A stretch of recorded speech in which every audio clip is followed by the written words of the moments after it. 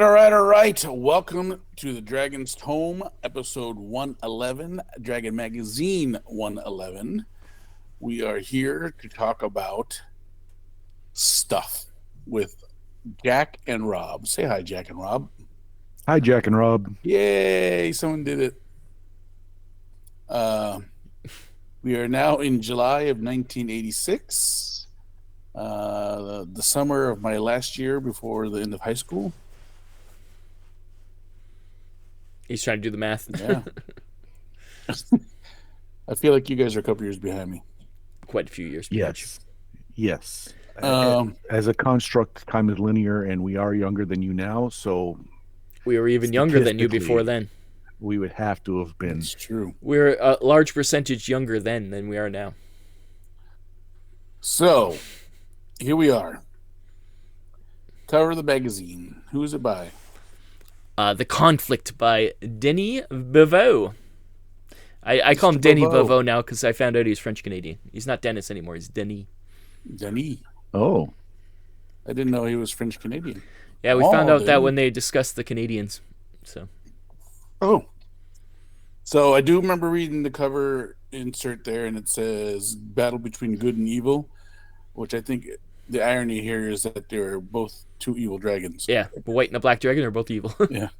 Maybe that's silver. That could be technically I was just going to silver. say maybe that's a silver dragon. I don't know. I don't. It's not. Doesn't look like it's shooting ice. It looks like it's shooting lightning, which it's silver. I think shoots lightning, don't they? Yes. Black is supposed Well, to be acid. Actually, it looks like it's sending out chlorine gas, which is green. Green, yeah.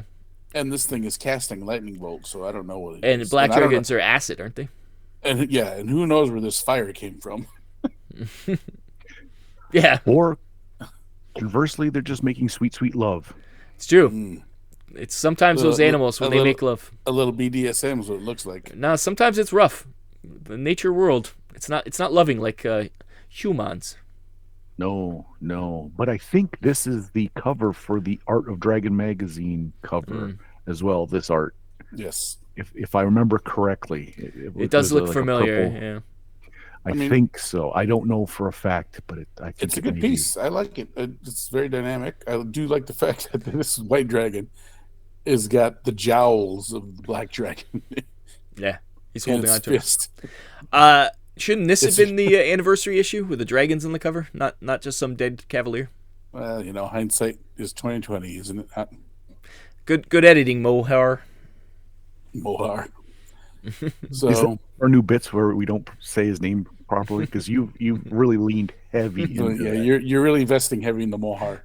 He's become my arch nemesis, so Oh, are we luckily gonna get maybe he story won't be arc? around for too much longer Who was because his art nemesis before? the other editor, Timmy Cask, took over. Timmy Cask. Yeah, that's right. I've a problem with Before editors. I that- think. Before that, it was Prime Minister John Curtin from Australia. Oh I yeah. don't know why, but You don't know. Oh, why I that's true. hate Curtin. Curtin. All right. Well, let's move on. We digress. We've moved from dragons to prime ministers. Let's start with the order that is on my screen. Which could be anything. That could be Rob.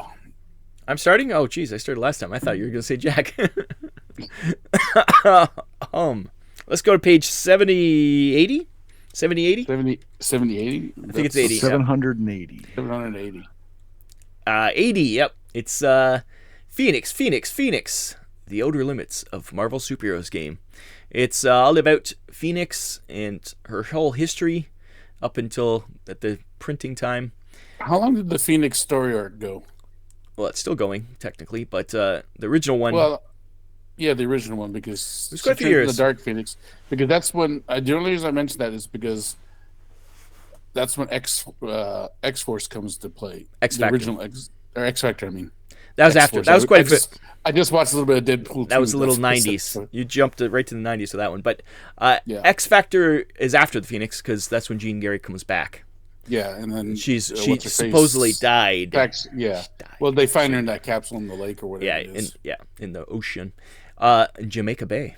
Well, I think we can all agree that the Phoenix Saga has been faithfully adapted Yeah, to twice. film and in an enjoyable, satisfactory way. And really, there's not much more you could say about it. Twice it's I'll be been honest. Yeah. I shat didn't upon. even watch the last X-Men I didn't movie. either. Yeah, the first one was bad enough. The second one, no.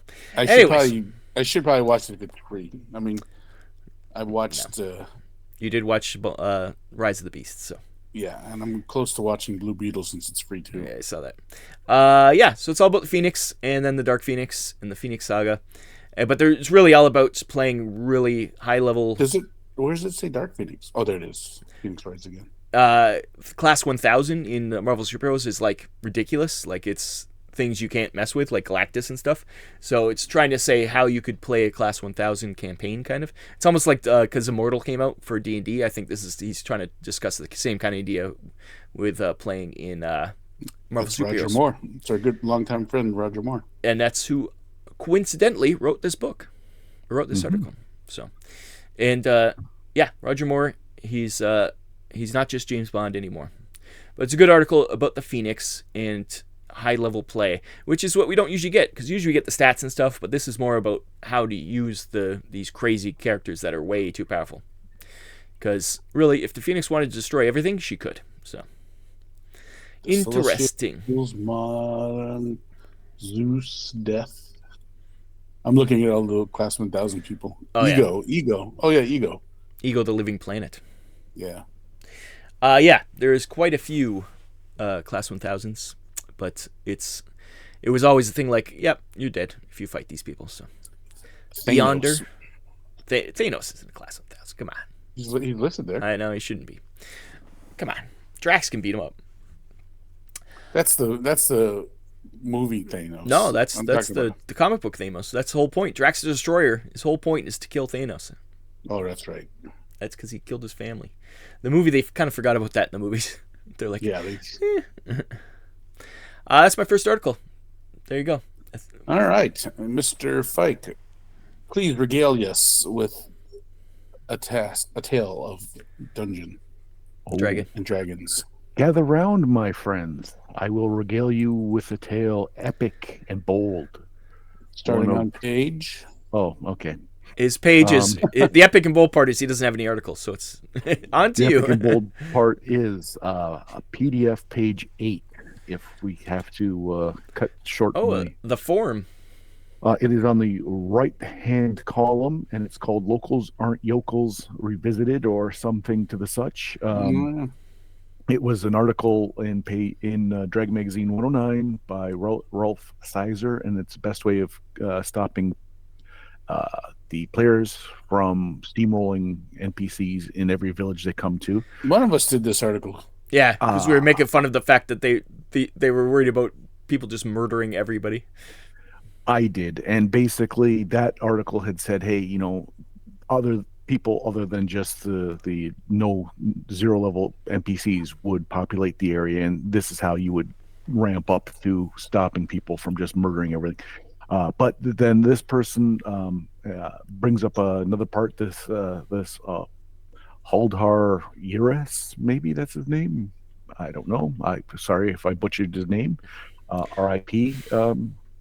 It almost looks like one of those fake names because his last name is U.S. So. Oh, maybe this whole letter is this joke. Is this a April issue?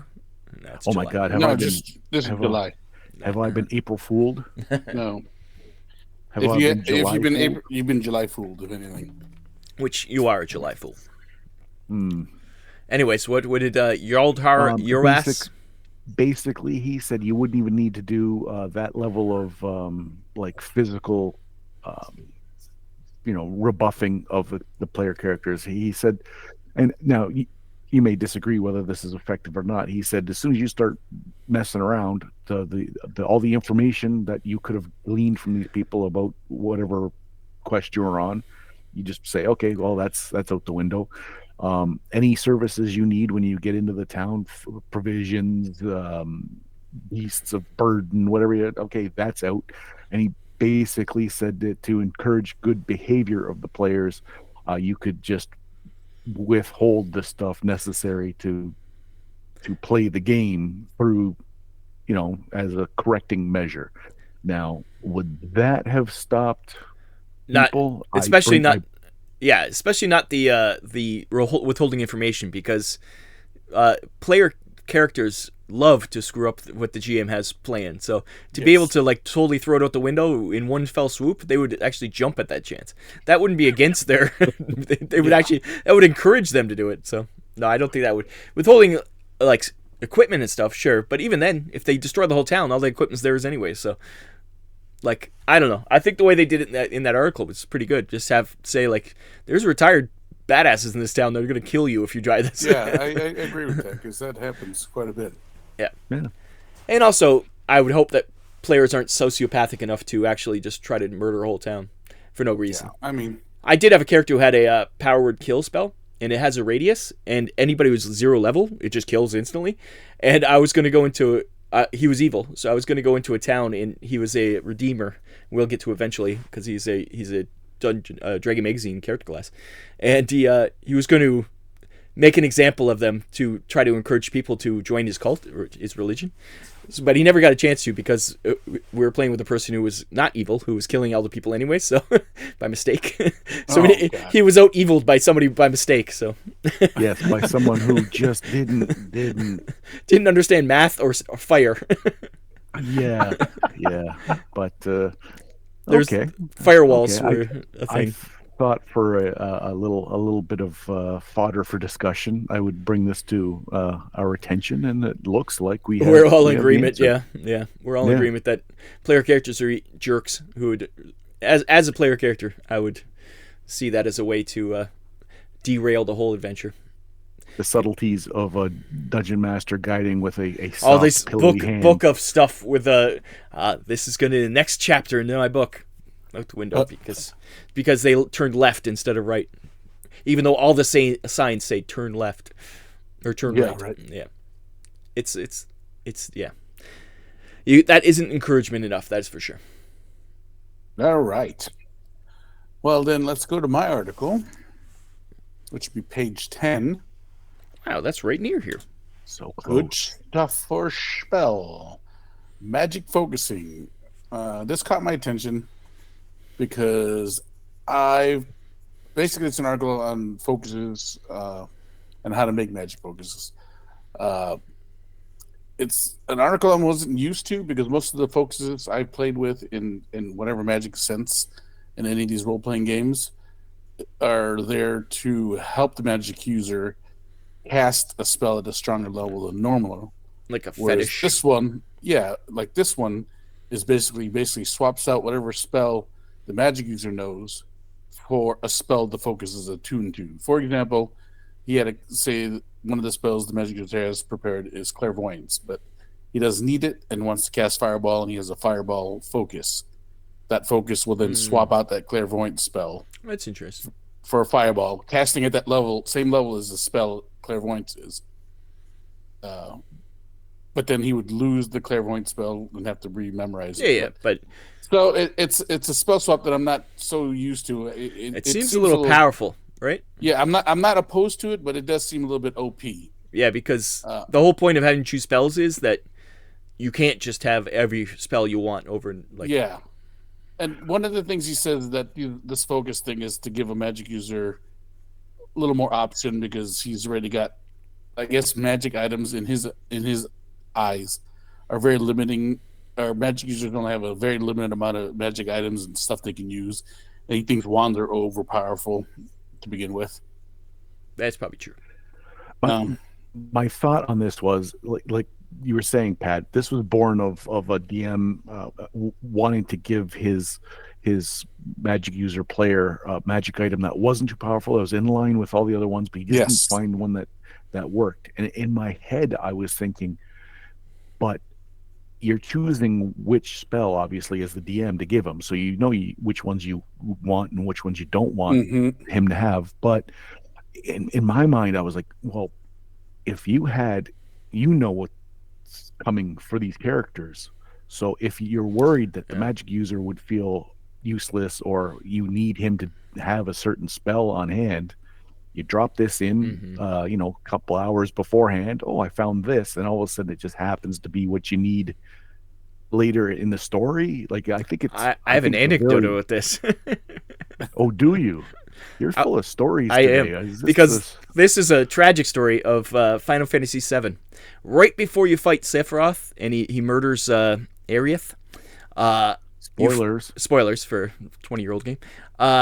They give you a spell or a charm that's against ice, I think, and I never equipped it. And that battle just kicked my ass. I fought it for like days. I couldn't beat Sephiroth. I'm like, the hell? And finally, I realized, oh, they just gave me this thing I didn't even notice that I could have put on the whole time that would have made me immune to like half his attacks, and then I beat him easily. And that's how you learn about this kind of stuff. So I can see how that would exactly what you're saying. Video games do. So that would make sense. I mean, he does leave some limitations up to DM. Like one of the things he says is you could put a limitation that they can't cast a spell that the magic user hasn't learned. Well, yeah, that makes sense. But I mean, my basic takeaway of this article is that with some tweaking, you can make an interesting magic item out of a focus. Yeah. Now, when the way Jack says it, it's a perfect way to use it. Is you know that you're going to need like a open door spell or something coming up, or something that's going to be like, if you don't have this, it's going to be hell on the party, and you're not going to rely on the magic user just happen to memorize that spell. It's like in game parlance, video game parlance, to Metroid this thing or Castlevania this thing. Hey, there's a locked door. There's nothing you can do. Just 6 rooms later, hey, there's this focus. It's a knock. Hey, and then you turn around and you go back, and you have to go back through the same rooms. And that was definitely a Metroid thing. Yeah, I mean, again, yeah. So I mean, I think we're all in agreement here that with some tweaking, it'd be a nice magical item. I wasn't thinking of it in that way. I was thinking of more of just giving characters more power, but to actually be useful as the way it is, I think it's a little bit OP. Well, just don't give them a fireball one. Give them something useful. Well, I mean, just in general. I mean, you could get.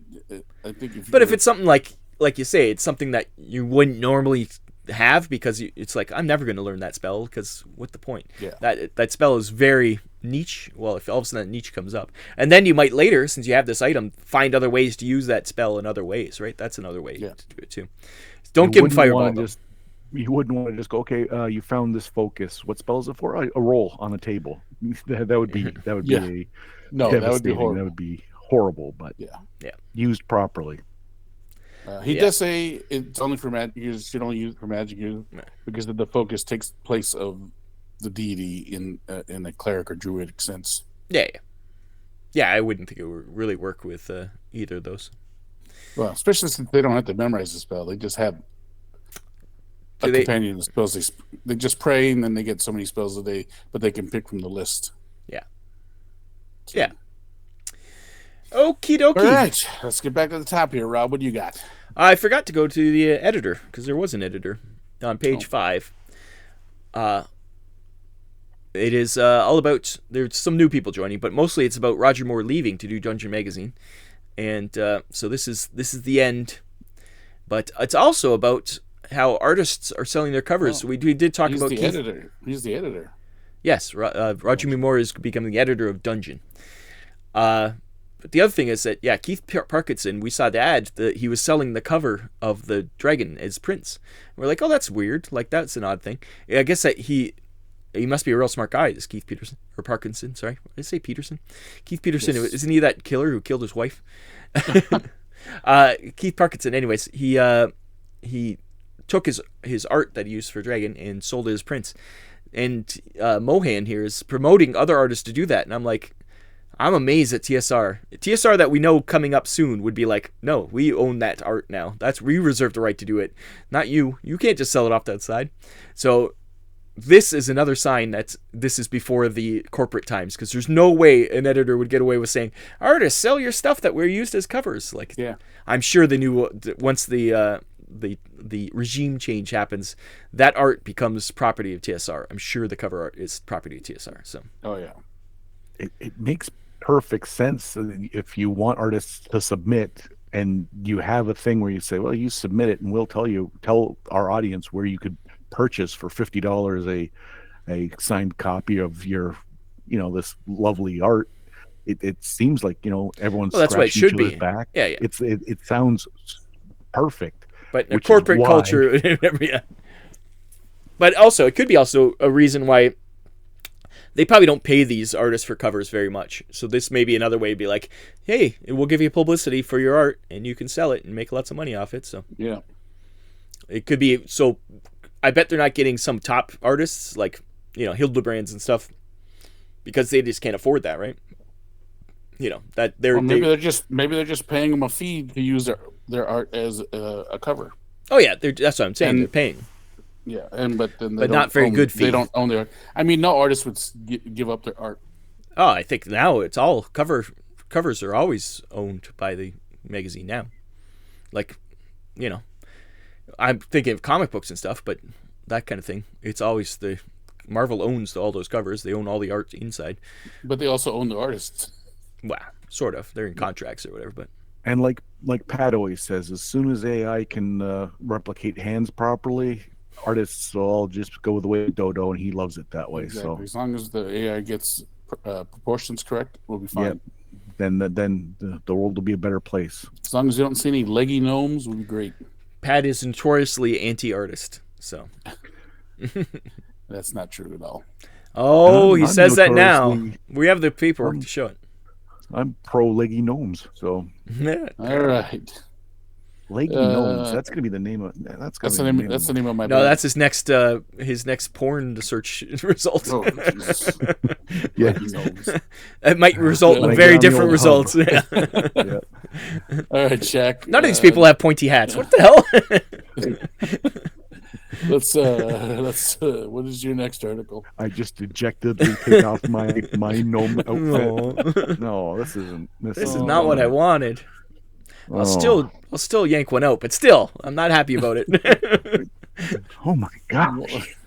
We've turned this. We went a little blue. We went a little blue. Let's get over here. Let's go back. All right, Jack, what do you got? Half chub now for some reason. Oh, too far. Oh, okay. I went too far. You went. What are we doing? Beyond too far. Yes. What are we doing? Page 29, please. 29. Microscopic monsters. Oh. Microscopic. So we were reading Two this, tsunami. That's all I'm saying. Two tsunami. Okay, microscopic monsters.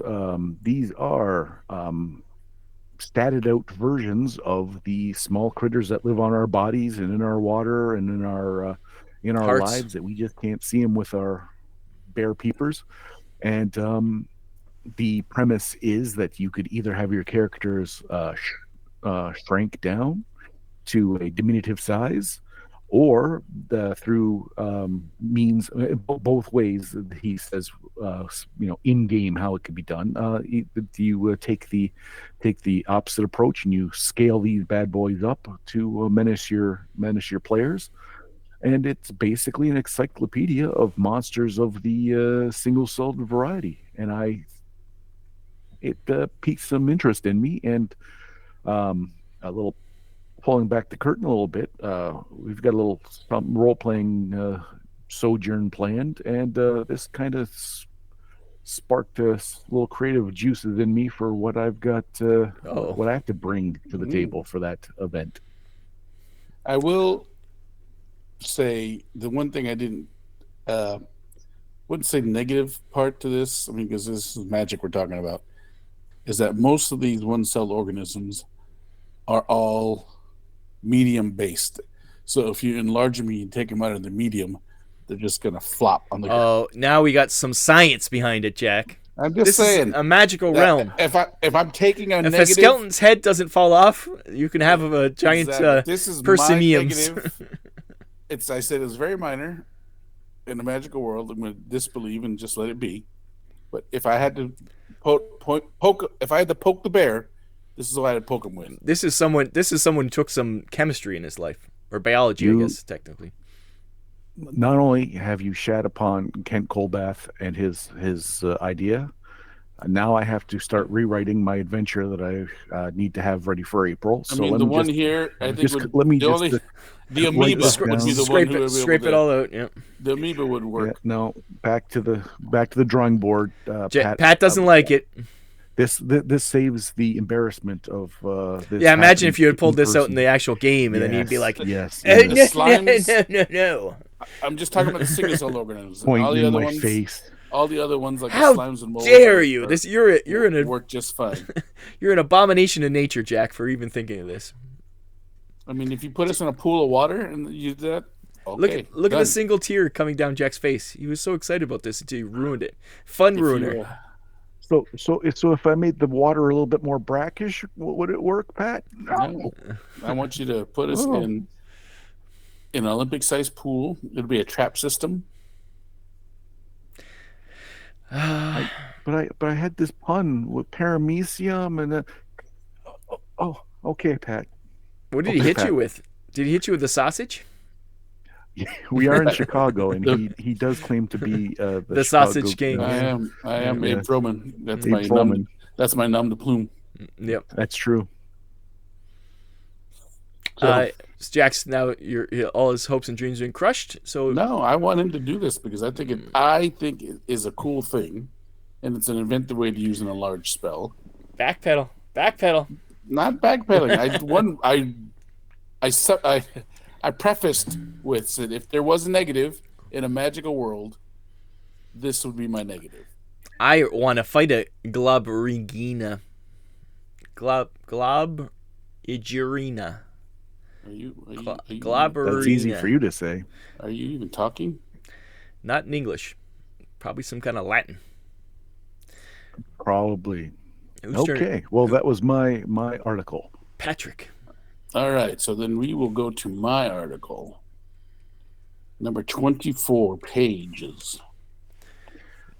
No campaign ever fails. It's another article on out of control games. But this time Must be an issue. our friend Joel Russa gives you a point system that you can point out to see if your game is out of control. So the basis of this article puts the onus on the player for the most part is the reason why the game is out of control. Obviously. But never do I ever think that a player has the ability. If you're a horrible GM, yes. Yeah. I believe out of control games are primarily the DM's fault. If characters are getting away with what he says and unbalancing the game, then that's the DM's fault. That's not the player's fault. Yes and no. They gave him too much rope. I did enjoy this article, and I did see his point. I can see both sides of the coin, but if you're going to gift these things because they are needed for the adventure, that there's a give and take between the dungeon master and the player.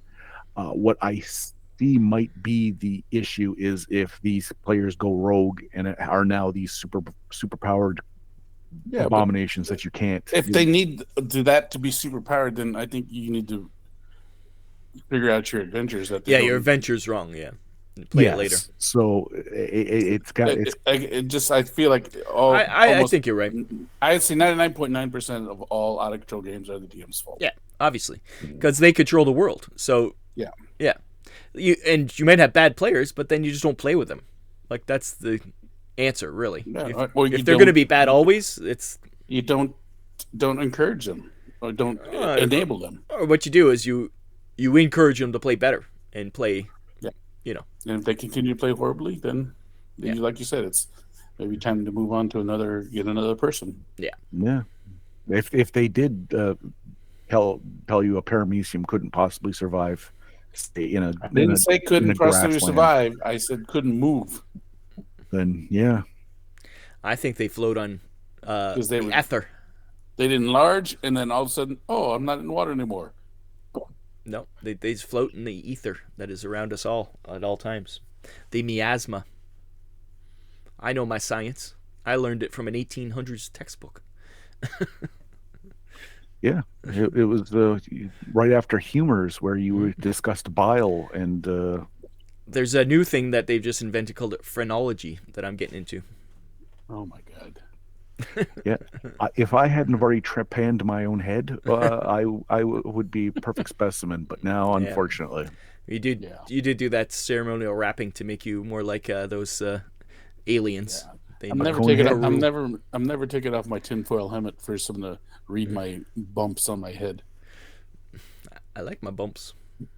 My lady Your bumps. lovely So lady bumps. That's right. we'll wrap this article up. Okay. I We're thought off we the did. we're off the chain. I I apologize. don't agree too much with this guy's premise. I feel You're it's premise mostly rejecting Jesus. again. I am premise rejecting. Then let's go to page 90. Projecting. Yes. Projecting. We'll go to page 90. We're going to talk about some more Marvel characters because it's the Marvel file with long shot. But the funny thing about this is it's all about Longshot, but it mentions the X-Men not at all. So this is totally based on the Longshot miniseries. So it was, you can tell like to the month when this article was written, because I think the miniseries ended and like 2 months later he appeared in the X-Men Annual. So, but yes, it's all about Longshot and his crazy characters that are with him.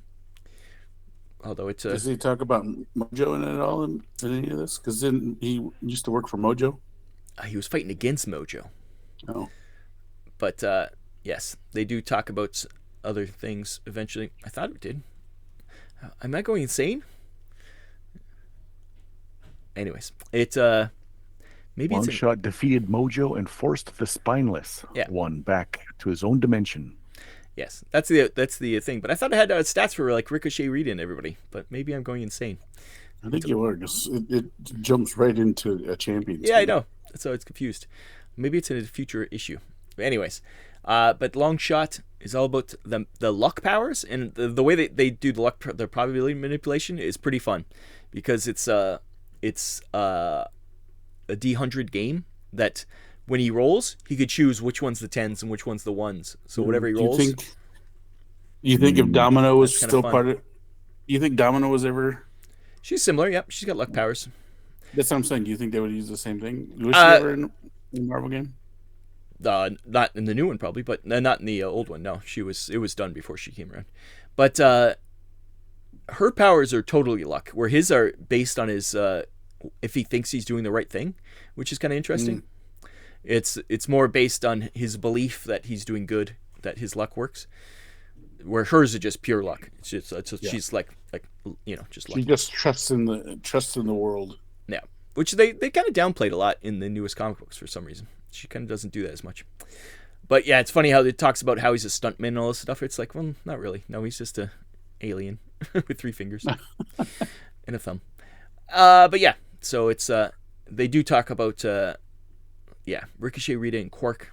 But they must talk about them in another issue, because I could have sworn I've seen their stats somewhere, or I looked it up. One of the two. I'm crazy, but Longshot's a favorite of mine because he's in. Longshot's a favorite of mine too. He was in the Outback X-Men, who are the best X-Men. So, and him and Dazzler had a torrid affair. He put a little shrimp on the Barbie. That's one way to say it. That's a euphemism. All right, yeah, I did. He put a shrimp in her Barbie. That's on her Barbie. The only thing I didn't like about Longshot is that he can't count past 8, but that's just me. Because he's missing fingers. Mm. He's a hexadecimal based system. Is hex 8? Hex 6, I think. Oxidecimal? I don't know. Oxidecimal. What is A hexagon's No, I know, but what is like 8 is binary, or not binary, it's machine language. What is it called? Fortran. Anyways, it's based on 8. That's why I thought it was hexadecimal, but It's Tron. I'm so confused now. The world is falling apart. The Matrix is breaking down. Please go to the next article. Okay, Jack, please enlighten us if you to the third article. Oh, do you perchance believe that I for once would I break the thought rules? for once maybe you might have been like, you know what, this one article actually calls to me, so I'm going to cover it.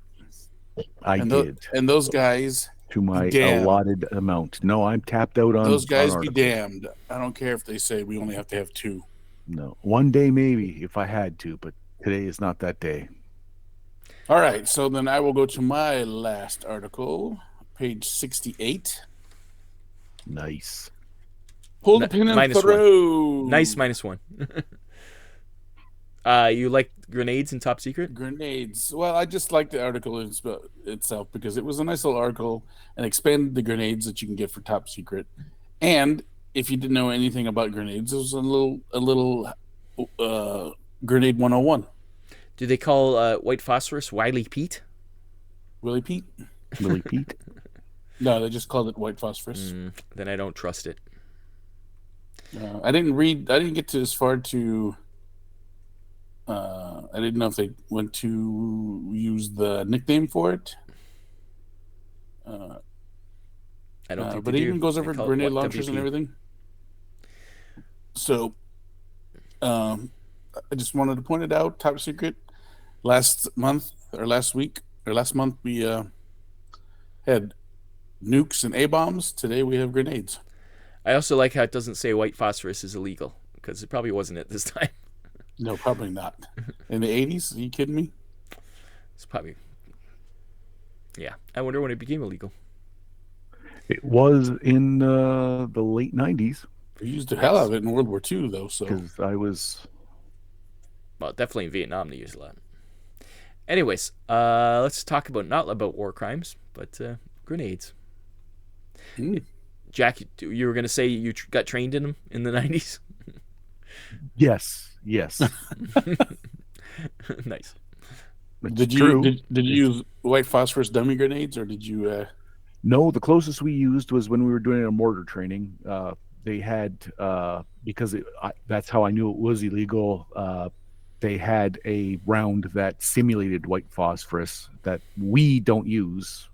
Canadians don't use white phosphorus, but nobody should. Trained us on a round that acted the exact same way, and you would be able to. So what that says, I don't know. The blast radius of this white phosphorus grenade is ridiculous. It's 50 feet. Yep. And it doesn't decrease damage at range because it's burning it's pieces of phosphorus. And it horribly scars people. Yeah. Anyways, what are we on to? It's me again, right? Yes. I am tapped. I got two more. Jack is tapped. Because I got one all right one and one short one. So we're going to go page roll through them. 66 is the profile, the TSR profiles. And Jeff. Hello, Jeff. Jeff Grubb. We were just talking about him. He wrote Marvel Superheroes, and eventually, I didn't know this, he writes Spelljammer. I didn't know he wrote Spelljammer. And what else he wrote, he co-wrote with his wife, who's a famous fantasy author, the Azure Bonds books, which the video games are based on. I'm sure we all played Azure Bonds, the video games. I read the Azure Bond books. I'm sure you played them, Jack. You just probably didn't remember the name. They were Our like good friend Clyde drew the cover of Azure Bonds. I'm sure, but the video game was quite fun. That was like the first fun. It was a gold box. Yeah, gold box. It was one of the gold boxes. Gold box does not ring a bell. The name in any way, shape, or form. It came after Polar Radiance. Yeah. Anyways, fun times. And he also wrote AD&D comic books for DC, so he's a very comic book guy, and it's fun. Jeff Grubb, the Grubber, old Jeff. Jaunty Jeff Grubb, as they call him. Yeah. Long-time listener, long-time friend of the show, Jeff. Yep. With a familiar backstory. His origin story is, I can't put my finger on it, but... Yes. He did get bitten by a radioactive squad leader. Something like that. And my last one is on page 102. It's another Dragon Mirth, because I laughed. And it's the Bruno discovers the ancient curse on the pyramid, and it just says "damn pyramid." Okay, that's kind of funny. I think it's funny because it's a curse on the pyramid, Jack. Get it? I get it. Get it, Jack? I get it. It's funny. It's funny. Okay, that's my articles. All right, Mr. Fike, would you like to talk about your ad? My ad, yes, please. If we could go to lucky number 13, not to be confused with lucky number 11. We got some crazy Avalon Hill stuff. Have you switched yet to the #1 role-playing system? And I wrote, oh, snap. I would say no, because I've never played RuneQuest. I've never even heard of Griffin Island. Well, So that's all RuneQuest stuff.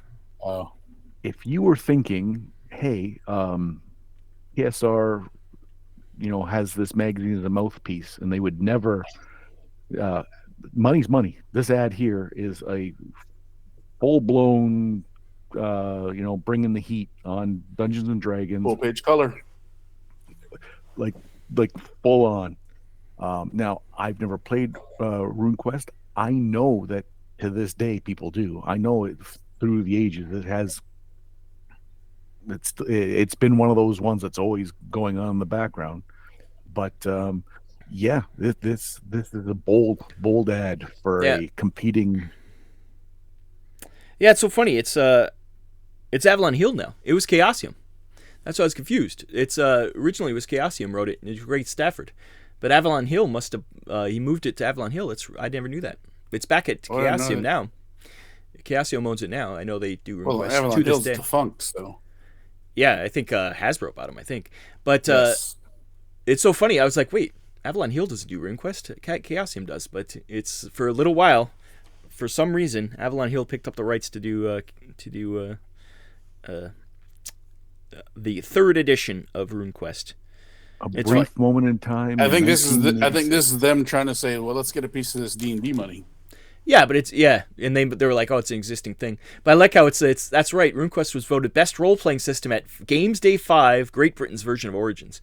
Games Day is still going to this day. It's a GW event, really, right? Yeah. Yeah. So Yeah, it's it's a GW event now. yeah, it's just so funny that okay, in England it's the number one. Yeah. But I guess you can claim it anyways. But it is I guess it's super crunchy and super like realistic and like in depth. That's why people like I wonder it. if the ElfQuest version, or is this the Avalon Hill? Do you think the Avalon Hill version is the same as the Chaosium version then? Well, same.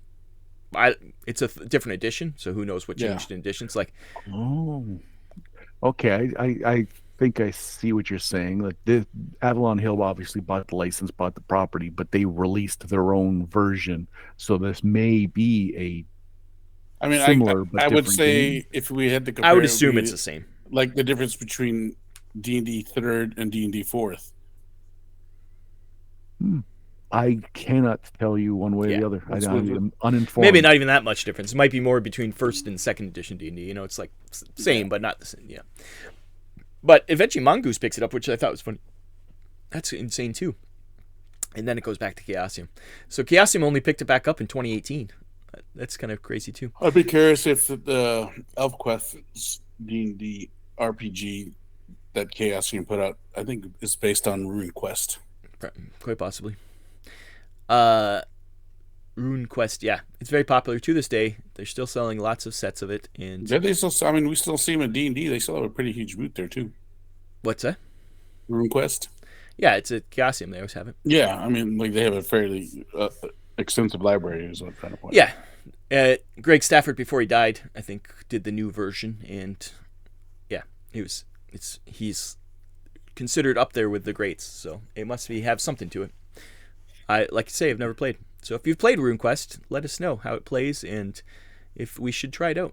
I think it's a little too crunchy for me personally, but Well, All right. I'm caught short-handed now. I'm in desperate need of something to bring to play Yeah, for that's our event. So you're I would Yeah, love to play I'm- against giant ones and cells that are going to flop on the ground. yeah, no, I might have to. It looks like there's something there. I might have to just. Do Is I it get an opening? initiative bonus when they hit the ground and can't move? won't he be surprised when they can move freely because it's a magical realm?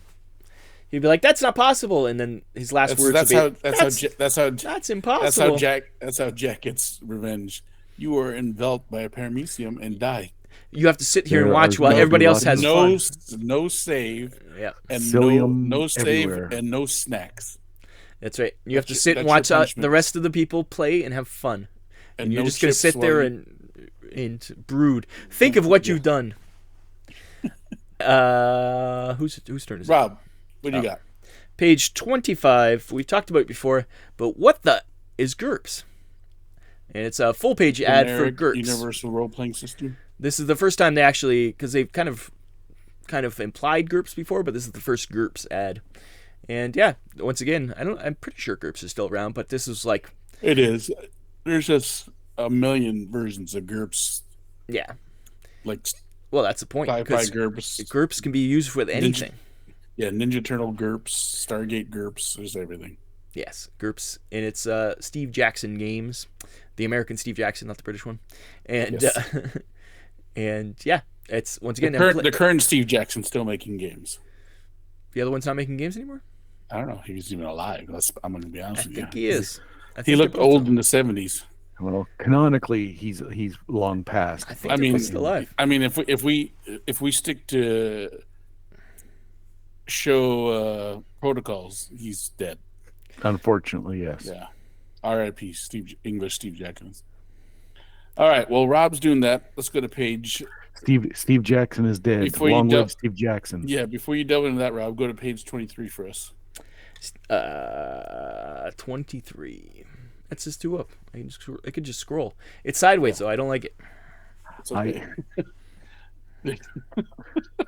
Remember when I was doing that bit that I didn't understand why those ads were upside down? Upside down, yeah. For the longest time. Those are the good old days, back when I had a sense of humor before. It was beat out of you. Yeah, before my whimsy was kicked out of me, curb stomped to the sullen, broken man I am today. So my ad is the fastest Star Trek miniatures for Starfleet battles. And their Star Trek game, combat simulator. These miniatures were far leagues better than the current mongoose ones that contain about 25% weight of flash. So you're getting a 50-pound, you're getting a 5-pound miniature. 25% of that is flash. Oh, I love that. Good old metal miniatures. Both Steve Now, Jacksons are is still both alive, by the way. They're both about the same age too. They're both about 70. Well, we met Steve Jackson at Gen Con when he was talking to Car Wars about us, the Kickstarter. Oh, okay. Rob's memory kicks into play now. He's forgot. We literally sat there and chatted with Steve Jackson about the Kickstarter Car Wars. It is his gift. It is his curse. Yes. The sad thing is that I knew this was going to happen when I brought it up one of these days, that he's going to forget that we actually talked to the guy. It's quite possible. Anyway, sorry to interrupt, but Yeah. Of all the things that I wish I could forget, I envy Rob on those days when I get that. oh, I remember all the bad stuff. It's just the important stuff I forget. Okay. Yes, So metal So miniatures. these miniatures far and far better than the mongoose ones. I wish I could get my hands on some of these that aren't. I'm sure they're super expensive. Once again, like I say, multiple fan bases. These So- you've got the gamers and the Trek fans, so I'm sure they're killer Yep. expensive. I also sure You- that you somebody get makes the- 3D versions of these. Oh, I'm sure there is too. Well, I So- sent you a link to. I think it was. He doesn't like your links, Jack. I think you should just stop talking. I know you. I checked out your link, Jack. I appreciate it. Pat was like, No, I still I have a don't. link. I don't like this. It's true. That's not what I said whatsoever. It's I exactly did see what the he said. link. Oh, Well, not. I think when we look back, you're gonna be thankful that you edited out the part where I said Flash. Which one, Speed Force or ah? I didn't even hear that part. I was researching at the time. I was waiting for someone to say that, but But yeah, I, no. and we I really edited it out. and honestly, I counted it on Jack because if anyone was going to do it, it was going to be Jack. I love But, Flash. we It's had one to of my edit that favorite out movies. So, so we could lash out at each other in anger. So, but that's the last of my article ads. I Rob, have- do you have any more ads? Nope, I only had the one. All right. Well, we stuck tried and true to Jack's format this time.